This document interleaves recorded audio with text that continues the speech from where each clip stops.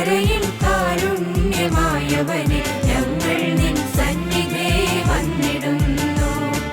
തിരുപാദം പ്രണമിച്ചു നിന്നിടുന്നു. കുളക്കരയിൽ കാരുണ്യമായവനെ ഞങ്ങൾ നിൻ സന്നിധേ വന്നിടുന്നു. തിരുപാദം പ്രണമിച്ചു നിന്നിടുന്നു. പരിശുദ്ധ പരമദിവ്യ കാരുണ്യമേ ആരാധന സ്തുതി ആരാധന. പരിശുദ്ധ പരമദിവ്യ കാരുണ്യമേ ആരാധന സ്തുതി ആരാധന. ആരാധന സ്തുതി ആരാധന. ആരാധന സ്തുതി ആരാധന.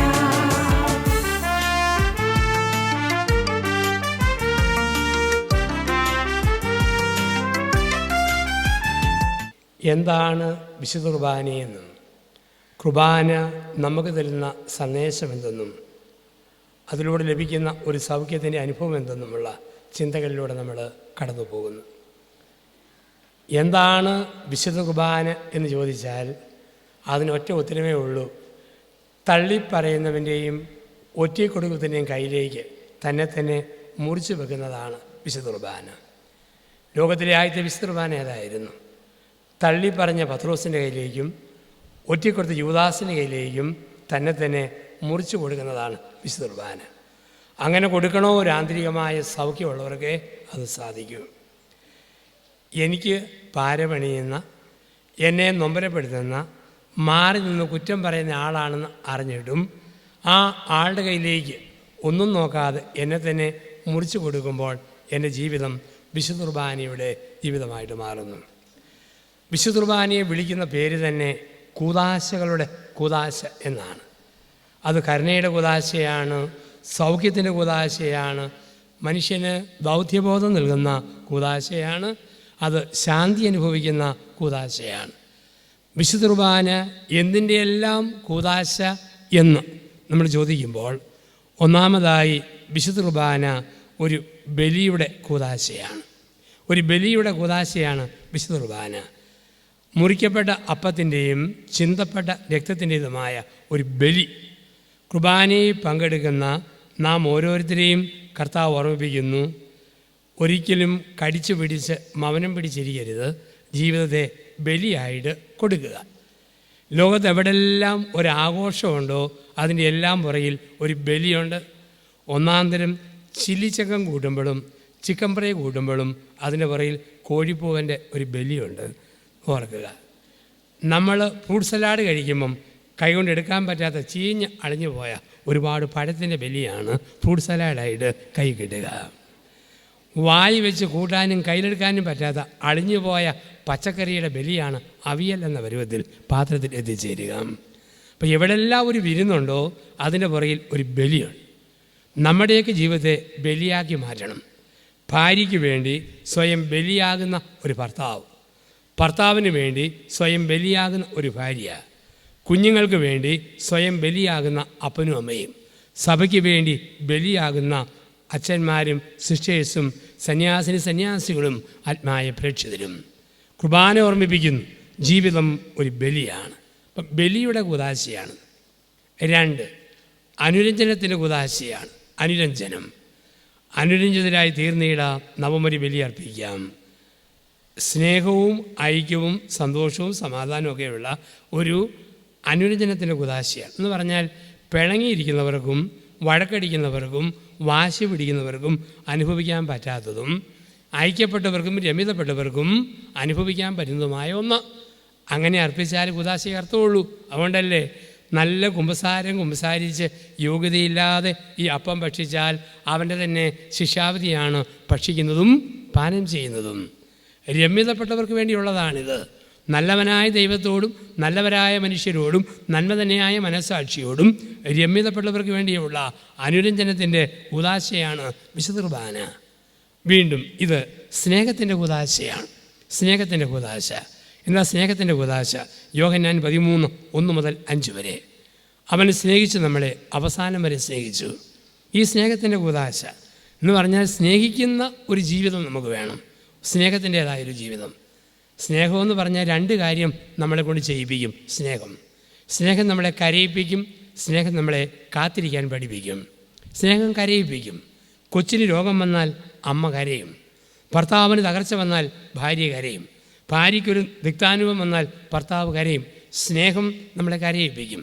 അവരൻ്റെ അല്ലലിലും നൊമ്പരത്തിൽ ലയിച്ചു ചേരുന്ന സ്നേഹത്തിൻ്റെ ഒരു കൂതാശയാണിത്. സ്നേഹം നമ്മളെ കരയിപ്പിക്കും, സ്നേഹം നമ്മളെ കാത്തിരിക്കാൻ പഠിപ്പിക്കും. കർത്താവ് ഓരോ ദിവസവും അപ്പവും വീഞ്ഞു ഒരുക്കി കാത്തിരിക്കുകയാണ്. ഞാൻ പലപ്പോഴും ദൈവത്തെ ഓർക്കുന്നത്, ഈശോയെ ഓർക്കുന്നത് ഇപ്രകാരമാണ്.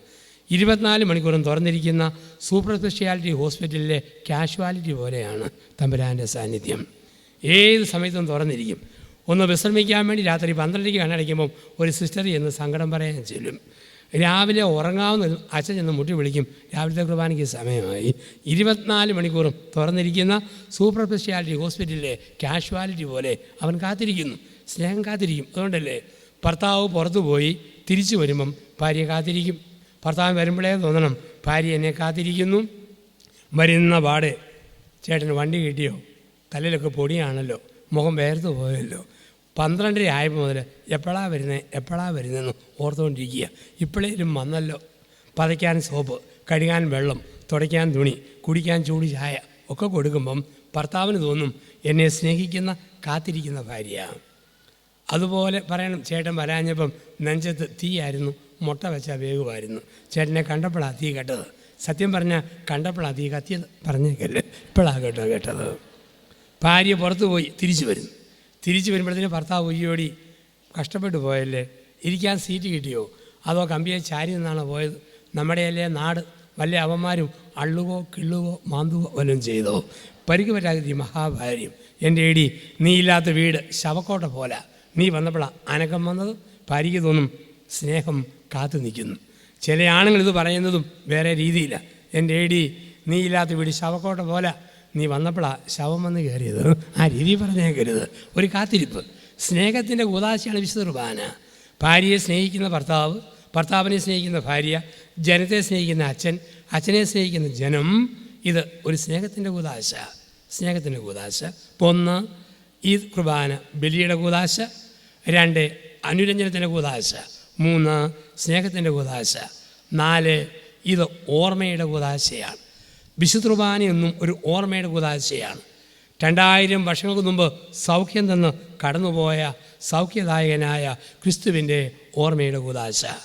കുരുടന് കാഴ്ചയും ചെകിടന് കേൾവിയും ഊമന് സംസാരശക്തിയും മുടന്തൻ്റെ കാലിന് കലമാനെ പോലെ കുതിച്ചോടാൻ ശക്തിയും കൊടുത്ത സൗഖ്യദായകനായ ക്രിസ്തുവിനെക്കുറിച്ചുള്ള ഓർമ്മയുടെ കൂതാശയാണ്. ഇത് ഓർമ്മയുടെ കൂതാശയാണ്. ഇത് നിങ്ങളെൻ്റെ ഓർമ്മയ്ക്കായി ചെയ്യുവിൻ. ഇന്ന് മനുഷ്യന് ഓർമ്മയില്ലാത്ത കാലമാണ്. സകല മനുഷ്യനിന്ന് ഓർമ്മ നഷ്ടപ്പെട്ട കാലമാണ്. പലർക്കും ഇന്ന് മറവിയാണ്. ഒരാൾ ഡോക്ടറെ സമീപിച്ചു, ഡോക്ടർ എനിക്ക് ശക്തമായ മറവി. ഡോക്ടർ ചോദിച്ചു, എന്താ ലക്ഷണം? എൻ്റെ മറവിക്ക് 12 ലക്ഷണങ്ങൾ. എന്തെല്ലാവാ? 1 മറവി, പിന്നെയോ ബാക്കി 11 ഞാൻ മറന്നുപോയി. ഇതാണ് മറവി. ഇന്ന് മറവിയുടെ ലോകമാണ്. എവിടെയും മറവിയാണ്. ആർക്കും ഒന്നിനും ഓർക്കാൻ പറ്റിയല്ലോ. അതുകൊണ്ടാണ് ആരെല്ലാം മറന്നോ മറന്നവരെയെല്ലാം ദൈവം ഓർമ്മിപ്പിച്ചു. ഹാഗാറിന് ഒരു മറവി.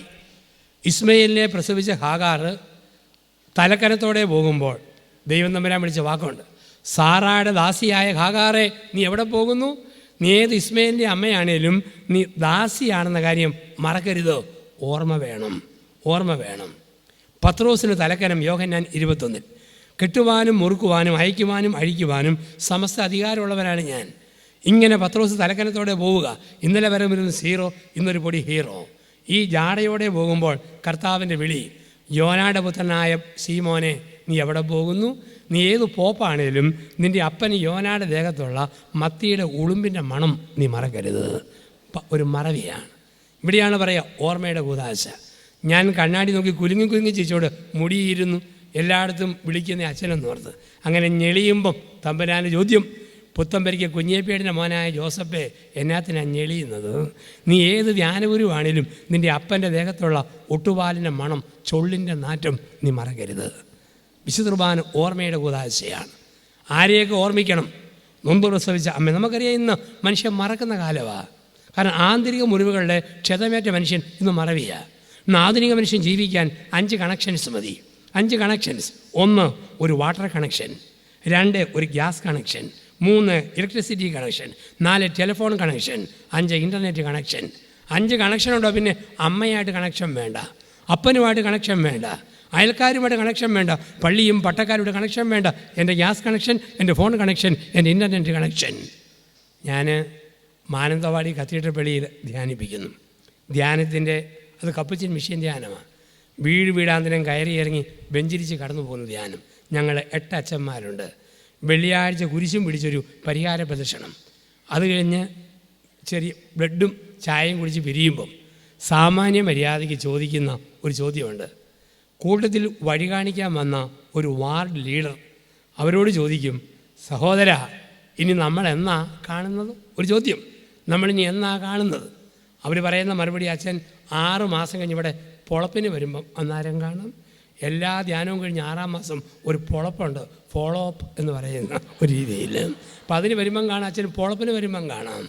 ഈ മനുഷ്യനെ ചോദിച്ചു നമ്മളിനി എന്നാ കാണുക? അവൻ പറഞ്ഞാൽ അതുമാത്രം പറയാൻ പറ്റിയല്ല. അതെന്താ? അതുമാത്രം പറയാൻ പറ്റിയല്ല. രാത്രി അത്താഴം കഴിഞ്ഞിരിക്കുമ്പം വികാരിച്ചോട് ഞാൻ ചോദിച്ചു, എന്തേ മാത്യൂസനോട് ഇങ്ങനെ പറഞ്ഞത്? അച്ഛൻ പറഞ്ഞു, വർഷങ്ങൾക്ക് മുമ്പ് മീനിച്ചി താലൂക്കിൽ നിന്നും വയനാട്ടിൽ കുടിയേറി പാർത്ത ഒരു കുടിയേറ്റ കുടുംബം. അപ്പൻ, അമ്മ, ഒരു പെങ്ങൾ, ഇതാണ് കുടുംബം. ദാരിദ്ര്യത്തിലായിരുന്ന കുടുംബത്തിൽ ഈ മാത്യൂസിന് ഒരു ജോലി കിട്ടി. ആ ജോലി കർണാടകത്തിലെ കുടകിൽ സർവീസ് സഹകരണ ബാങ്കിൽ അറ്റൻഡറായിട്ടുള്ള ജോലി. ജൂലൈയിലെ മഴക്കാലത്ത് ജോലിക്ക് പോകുമ്പം മാത്യൂസ് അപ്പനോട് ചോദിച്ചു, അപ്പാ ഞാൻ പോയിട്ട് വരാം. അപ്പൻ ചോദിച്ചു, മോനെ നമ്മളിനി എന്നാ കാണുന്നത്? അവൻ പറഞ്ഞു, ഓണത്തിന് വരുമ്പം അപ്പന് മുണ്ടേ ഷർട്ട്, അമ്മയ്ക്ക് കച്ചമുറി ചട്ട കവണി, പെങ്ങൾക്ക് കാപ്സാരി പാവാട തുണി, ഇത്രയായിട്ട് ഓണത്തിന് വരാം. ഇവൻ നടന്നകലുമ്പോൾ അപ്പൻ ചോദിച്ചു, ഇനി എന്നാ കാണുക? അവൻ പറഞ്ഞു, ഓണത്തിന് വരുമ്പം കാണാം. ജോലി പ്രവേശിച്ചു. 1 മാസം കഴിഞ്ഞ് ടെലഗ്രാം, അപ്പൻ മരിച്ചു, അടക്കാൻ വരിക. ഓണത്തിന് കാണാമെന്ന് പറഞ്ഞ് പോയത്, പിന്നെ കണ്ടത് അപ്പന് നിശ്ചലമായ ശരീരമാണ്. 25 വർഷം കഴിഞ്ഞ് ഞാൻ ചോദിച്ചു, മാത്യൂസേ നമ്മളിനി എന്നാ കാണുക? അവൻ പറഞ്ഞു, അതുമാത്രം പറയാൻ പറ്റുകയില്ല. കാരണം 25 വർഷം മുമ്പ് ഓണത്തിന് കാണാമെന്ന് പറഞ്ഞ് പോയിട്ട് പിന്നെ കണ്ടത് അപ്പൻ്റെ ശവമാണ്. ഇതാണ് വിശുദ്ധ കുർബാന. കുർബാനയിൽ ബലിയർപ്പിക്കുമ്പോൾ ഇതെൻ്റെ ശരീരം, ഇതെൻ്റെ രക്തമെന്ന് പറയുമ്പോൾ അച്ഛൻ്റെ വാക്കിൻ്റെ സാമർഥ്യമോ കുരിശിൻ്റെ ഷെയ്പ്പോ അൾത്താരബലിയുടെ നിറവോ അല്ല സഭയെ ആകർഷിച്ചത്. സഭയെ ആകർഷിച്ചത് പെസഹായുടെ രാത്രിയിൽ ഇതെൻ്റെ ശരീരം, ഇതെൻ്റെ രക്തമെന്ന് പറഞ്ഞവൻ്റെ ശബ്ദമാണ്. അൾത്താരയുടെ അലങ്കാരങ്ങളല്ല, അനുഷ്ഠാനത്തിൻ്റെ വ്യതിയാനങ്ങളല്ല, ഒറ്റ കാര്യത്തിലേക്ക് ആകർഷിക്കപ്പെട്ടു. പെസഹായുടെ രാത്രിയിൽ ഇതെൻ്റെ ശരീരം, ഇതെൻ്റെ രക്തമെന്ന് പറഞ്ഞവൻ്റെ ഓർമ്മ. ഇത് ഓർമ്മയുടെ കൂദാശയാണ്. അങ്ങനെയെങ്കിൽ ഒരുപാട് ഓർക്കണം. മുമ്പ് പ്രസവിച്ച അമ്മയെ, ജനിപ്പിച്ച പിതാവിനെ, പഠിപ്പിച്ച ഗുരുഭൂതരെ, നമ്മളെ നയിച്ചവർ, എത്രയോ പേരുടെ സുഹൃതങ്ങളുടെ ഫലമാണ്. എൻ്റെ ഓർമ്മയ്ക്കായി ചെയ്യുവിൻ. ഇത് ഓർമ്മയുടെ കൂദാശയാണ്. വീണ്ടും ഇത് കൃതജ്ഞതയുടെ കൂദാശയാണ്. യൂക്കരിസ്റ്റ്, താങ്ക്സ് ഗീവിങ്, ഇത് കൃതജ്ഞതയുടെ കൂദാശയാണ്. ഒത്തിരി നന്ദി വേണം നമ്മുടെ മനസ്സിൽ. ആരോടൊക്കെ? ദൈവത്തോട്, മാതാപിതാക്കളോട്, ഗുരുജനങ്ങളോട്, സഹജീവികളോട്. നന്ദിയുടെ കൂദാശയാണ് വിശുദ്ധ കുർബാന. ജീവിതം ഒരു നന്ദിയുടെ അർപ്പണമാക്കി നമ്മൾ മാറ്റണം. ഇന്ന് നന്ദി നഷ്ടപ്പെടുന്ന ലോകത്തിലാണ് നമ്മൾ ജീവിക്കുക. ജീവിതത്തിൽ ഒരു നന്ദി നമുക്കൊക്കെ വളരെ പ്രധാനപ്പെട്ടതാണ്. മൃഗത്തിന് പോലും ഉണ്ട് നന്ദി. മനുഷ്യനാണിന്ന് നന്ദിയില്ലാതായത്. ജീവജാലങ്ങൾക്ക് എന്തൊരു നന്ദിയാണ്. എന്നും തീറ്റ കൊടുക്കുന്ന ആളെ കാണുമ്പോൾ അണ്ണാൻ ദേഹത്ത് ഓടിക്കളിക്കും. തത്ത, മാടത്ത, മൈന കൊച്ചു വർത്താനം പറയാൻ തുടങ്ങും. കോഴി, താറാവ് ഇരുത്തി കൊക്കാൻ തുടങ്ങും. എരുമ, മൂരി, പശു ഇരുത്തി അമറാൻ തുടങ്ങും. ജീവജാലങ്ങളുടെ സ്നേഹം എന്നും നമ്മുടെ മഠത്തിൽ, നമ്മുടെ വീട്ടിൽ മീനും കൊണ്ട് വരുന്ന പച്ചമീൻകാരനെ കാണുമ്പോൾ വീട്ടിലെ പൂച്ചയുടെ നന്ദി കണ്ടിട്ടില്ലേ? വാലിട്ട് ഉരുമി, താടിയിട്ട് തിരുമി, ടയറേയും മിനുങ്ങി, കാലയിൽ തിരുമി. എന്തൊരു സ്നേഹമാണ് പൂച്ച മീൻകാരനോട് കാണിക്കുക. എന്നും തീറ്റ കൊടുക്കുന്ന ആൾ ഏത് ചവിട്ടിയാലും വീട്ടിലെ പട്ടിക്കൊരു പ്രതിഷേധവുമില്ല. ചമ്മിയ ചിരിയുമായി സാഷ്ടാംഗ പ്രണാമം ചെയ്തിട്ട് തൊടിച്ചവന് മുമ്പിലേക്ക് ഇട്ടാ എഴുന്ന പോലെ വട്ടം ചുറ്റി കറങ്ങിയെത്തും ഒരു പട്ടിയുടെ നന്ദി തീറ്റ കൊടുത്ത മനുഷ്യനോട്. നമുക്കാണ് നന്ദികേട് മനുഷ്യൻ്റെ ജീവിതത്തിൽ. എൻ്റെ വീട് കട്ടപ്പനയെടുത്ത് ഇരട്ടയാറടുത്ത് വലിയ തോവാള. അപ്പം എൻ്റെ വീട്ടിൽ നിന്ന് ഒരു പട്ടിക്കുഞ്ഞിനെ കൊണ്ടുവന്ന് തിരുവനന്തപുരത്തെ ഞങ്ങളുടെ ആശ്രമത്തിൽ വളർത്തി. 6-7 മാസം ആശ്രമത്തിൽ തീറ്റ തിന്നപ്പം പട്ടി മുഴുത്തു, ദേഹം കൊടുത്തു, കക്ഷിയാകും മെടുത്തു. ഒരു വയസ്സായപ്പോൾ ഉഗ്രം പട്ടി ഊറ്റം കൊര. കൊരയെന്ന് വെച്ചാൽ ചില്ലറ കൊരയല്ല, പെരുന്നാളിന് കതിനാവടി വെട്ടുന്ന പോലെ മുഴക്കമുള്ള ഇരുത്തമുള്ള കൊര. സാവധാനം പിടികിട്ടി. മുഴുപ്പും ഷേപ്പും കൊരയുണ്ടെങ്കിലും കക്ഷി ശുദ്ധ പൊട്ടനായിരുന്നു, യാതൊരു വിവരവും ഇല്ല. ഞങ്ങൾ ധ്യാനം കഴിഞ്ഞ് രാത്രി 10:30ക്കും 11:00നും കയറി വരുമ്പം ഈ പട്ടി ജീവൻ പോയാൽ ഞങ്ങളെ ആശ്രമത്തിൽ കയറ്റുകയില്ല, കുരച്ചുകൊണ്ട് കടിക്കാനായിട്ട് ഓടിക്കുക. പിന്നെ കമ്പേ കുഴി കല്ലേ തുടങ്ങിയ മാരക ആയുധമായിട്ട് നേരിട്ടാൽ കഷ്ടപ്പെട്ട് കടന്നുകൂടാം. അതേസമയം ഒരു പരിചയമില്ലാത്ത അപരിചിതർ ഏത് പാതിരാത്രിക്ക് വന്നാലും ഹൃദ്യമായ സ്വാഗതം. മലന്ന് കിടന്ന് കാലും കൈയും പൊക്കി പിടിച്ച് വാല് കാലിനടിക്ക് തിരികെ കയറ്റി വന്നയാളെ വരാന്തേ കയറ്റാതെ പട്ടിക്ക് ശ്വാസം വീഴുകയില്ല. ഞാൻ പറഞ്ഞു, കില്ലപ്പട്ടി പഞ്ഞപ്പട്ടി ഇന്ന് തല്ലിക്കൊന്നാലോ? കൂടെയുള്ള വെല്ലിയച്ഛൻ പറഞ്ഞു, പട്ടിയോടങ്ങനെ അരിശപ്പെടേണ്ട, പട്ടിയല്ലേ മനുഷ്യരല്ലല്ലോ, കാത്തിരിക്കാം, മാനസാന്തരം ഉണ്ടായാലോ. അതിലിടവപ്പള്ളിയ ഞായറാഴ്ചകളിൽ 100-500 പേര് വരും. ആൾക്കാർ പള്ളി വന്നിട്ട് നോക്കുമ്പം ഈ പട്ടി നോക്കി നിൽക്കും. പെണ്ണുങ്ങളുടെ ദേഹത്ത് നിന്ന് എന്തെങ്കിലും കൊഴിഞ്ഞു പോയാൽ അത് മാത്രം ഈ പട്ടി പെറുക്കിയെടുക്കും. കൊച്ചു പിള്ളേരുടെ റിബണ്, സ്ലൈഡ്, സെറ്റിപ്പിന്നെ, കൊച്ചു തുവാല, മുടുത്ത പെണ്ണുങ്ങൾ മുടിപ്പിറകിൽ മുറുക്കി കെട്ടുന്ന മുടുത്ത കുടശീല പോലുള്ള എയർ ബാൻഡ് ഇതെല്ലാം പെറുക്കിയെടുക്കും. തിങ്കളാഴ്ച രാവിലെ ഞങ്ങൾ അച്ഛന്മാരെ എഴുന്നേറ്റ് കാണുന്ന കാഴ്ച, സ്കൂൾ അസംബ്ലിക്ക് പിള്ളേരെ നിരത്തി നിർത്തിയ പോലെ പെണ്ണുങ്ങളുടെ കൊഴിഞ്ഞുപോയ സാധനം മൊത്തം പട്ടി വരാന്തേ നിരത്തി വെച്ചിട്ടുണ്ട്. ഞാൻ പറഞ്ഞു, ഒന്നെങ്കിൽ ഇതിനെ വെടിവെക്കണം, അല്ലെ കറണ്ടടിച്ച് കൊല്ലിക്കണം. കൂടെയുള്ള വെല്ലിയച്ഛൻ പറഞ്ഞു, പട്ടിയോടങ്ങനെ അരിശപ്പെടേണ്ട, നമ്മൾ കത്തോലിക്ക അച്ഛന്മാർക്ക് ഇതുകൂട്ട ഐറ്റങ്ങൾ കാണാനും തൊടാനും കയ്യിലെടുക്കാനും ഭാഗ്യമില്ലാത്തത് കൊണ്ട് ദൈവം തന്ന പട്ടിയാണെന്നോർത്ത് നമുക്കിതിനെ ശരിക്കും വളർത്തിക്കൊണ്ട് വരാം. അങ്ങനെ ഇരിക്കുക കൊല്ലപ്പെടുത്ത കൊട്ടിയത്ത് നേഴ്സുമാരുടെ ധ്യാനം. ഒരു ടാക്സിക്കാരൻ ട്രിവാൻഡ്രത്ത് ഞാൻ കൊല്ലത്തിന് പോകുമ്പം പട്ടിയെ കാറി കയറ്റി. കാറിന് പിൻസീറ്റിൽ പട്ടിയെ ഇരുത്തി റൊട്ടി കഷ്ണം കടിക്കാൻ കൊടുത്തു. റൊട്ടി മണത്ത പട്ടി സ്വസ്ഥമായിട്ട് കാറിൻ്റെ പിൻസീറ്റിലിരുന്നു. 20 കിലോമീറ്റർ കഴിഞ്ഞപ്പം പോത്തനക്കോട് എന്നൊരു സ്ഥലം. സന്ധ്യ മയങ്ങിയ സമയം ഒരു കശാപ്പ് കട. അതിൻ്റെ വാതിൽക്കൽ ഡോറ് തുറന്നു. എല്ലുമുട്ടിയുടെ മണം പിടിച്ച പട്ടി വീട്ടിലേക്ക് ഒരു ഓട്ടം. ഡോറടച്ച് ശല്യത്തെ ഒഴിവാക്കി രക്ഷപ്പെട്ടു. 1.5 മാസം കഴിഞ്ഞു. ഈ പോത്തൻകോട് ഒരു വലിയ ബൈബിൾ കൺവെൻഷൻ, അതിൻ്റെ സമാപന പ്രസംഗത്തിന് എന്നെയാണ് വിളിച്ചത്.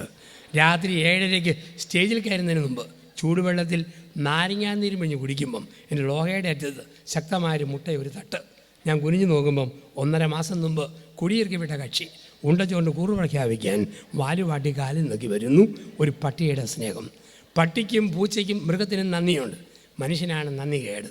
ഇവിടെയാണ് പറയുക, വിശുദ്ധ കുർബാന നന്ദിയുടെ കൂദാശയാണ്. അസ്തിത്വം തന്ന ദൈവത്തോടുള്ള നന്ദി, ലോകത്തോടുള്ള നന്ദി, ഈ പ്രപഞ്ചത്തോടുള്ള നന്ദി, ഇത് നന്ദിയുടെ കൂദാശ. പ്രിയപ്പെട്ടവരെ, ദിവ്യകാരുണ്യത്തിൻ്റെ ഒരു കൺവെൻഷനിൽ സൗഖ്യാനുഭവത്തിൻ്റെ ബെത്സയിദാകുളത്തിൻ്റെ കുറിച്ചുള്ള ചിന്തകളിലൂടെ കടന്നു പോകുമ്പോൾ നമുക്കറിയാം, കർത്താവായ യേശുവിൻ്റെ ജീവിതം മുഴുവൻ സൗഖ്യദായകമായ ഒരു സാന്നിധ്യമായിരുന്നു. സൗഖ്യദായകമായ സാന്നിധ്യമാണ്. എബ്രായർ 13:8 ഇന്നലെയും ഇന്നും എന്നും ഒരുവൻ തന്നെ ആയവൻ, ഇന്നലകളിൽ കുരുടിന് കാഴ്ച കൊടുത്തവൻ, ഇന്നലകളിൽ ലാസനെ ഉയർപ്പിച്ചവൻ, ഇന്നലകളിൽ ബദിരിന് കേൾവി കൊടുത്തവൻ, ഇന്നും എന്നും എന്നും ഒരുവൻ തന്നെയാണ്. നമ്മൾ കാണുന്നു, ബെത്സയിദാകുളത്തിൻ്റെ ധീരം തന്നെ എടുക്കാം. ബെത്സയിദ എന്ന് പേരിടുമ്പോൾ യോഹന്നാൻ്റെ സുവിശേഷത്തിൻ്റെ 5-ാം അധ്യായത്തിൽ അത്ഭുതകരമായ ഒരു സൗഖ്യത്തിൻ്റെ ചിത്രം അവതരിപ്പിക്കുന്ന യോഹന്നാൻ്റെ സുവിശേഷത്തിന് 4 പേരുകളാണ് ബൈബിൾ പഠനങ്ങളിൽ കൊടുത്തിരിക്കുക. 4 പേരുകൾ. 1 ജീവൻ്റെ സുവിശേഷം, 2 പ്രകാശത്തിൻ്റെ സുവിശേഷം, 3 അടയാളങ്ങളുടെ സുവിശേഷം, 4 സമൃദ്ധിയുടെ സുവിശേഷം. 4 പേരുകൾ അറിയപ്പെടുന്നു. ജീവൻ്റെ സുവിശേഷം, പ്രകാശത്തിൻ്റെ സുവിശേഷം, അടയാളങ്ങളുടെ സുവിശേഷം, സമൃദ്ധിയുടെ സുവിശേഷം. ഇപ്പോൾ യോഹന്നാൻ സൗഖ്യദായകമായ ചിന്തകളിലൂടെ നമ്മളെ കൈപിടിച്ച് നടത്തുകയാണ്. പ്രത്യേകിച്ച് ഓർക്കുക, 5-ാം അധ്യായത്തിൽ ഒരു വലിയ സൗഖ്യം, 5 സൗഖ്യത്തിൽ കർത്താവിനെ കാണിച്ചു തരും. 7-ാം അധ്യായത്തിൽ കാണിച്ചു തരും. 5-ലും 9-ലും 2 വലിയ സൗഖ്യം. 11-ൽ വരുമ്പോൾ സൗഖ്യത്തിനപ്പുറം ഉത്ഥാനം. ഇപ്പം ഈ സൗഖ്യദായകനായ ക്രിസ്തുവിനെ കാണിച്ചു തരുന്നു. 5-ാം അധ്യായത്തിൽ നമ്മൾ കാണുന്നു സ്ഥലം ബെത്സയിദാകുളം. ഇവിടെ കർത്താവിൻ്റെ ഒരു അധികാരത്തെയാണ് യോഹന്നാൻ പഠിപ്പിക്കുക. യോഹന്നാൻ പഠിപ്പിക്കുന്നു, യേശു ക്രിസ്തുവിന് മനുഷ്യൻ്റെ ജീവിതത്തിൽ 7 അധികാരങ്ങളാണുള്ളത്. അതാണ് യോഹന്നാൻ്റെ ദൈവശാസ്ത്ര ദർശനം. മനുഷ്യൻ്റെ മേൽ ക്രിസ്തുവിനുള്ള 7 അധികാരങ്ങൾ.